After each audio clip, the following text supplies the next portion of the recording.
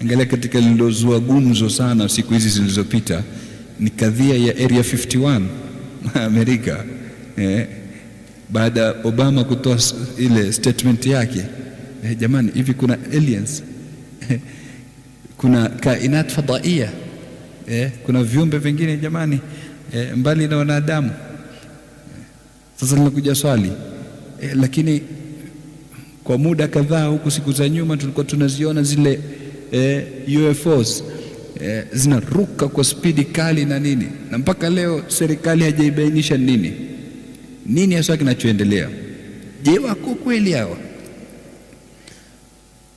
ama ni serikali atuchezea akili? Unaona kuna nini hasa kinachoendelea katika Area 51? Ni moja katika maswali ambayo kwamba yanaulizwa. Je, hawa ndo wale ambao kwamba wanajulikana kama Yaajuj na Maajuj, ambao kwamba walifungiwa? Maanake imekuja katika baadhi ya athari washawahi kutoka mara 7 kule walipo. Tunajua mwisho katika alama za kiyama ni kuwa watatoka. Sasa imekuja katika baadhi ya kwali kwa maulama washawahi kutoka mara 7. Je, ndo katika hizo toka zao unakuja kutumiza akili?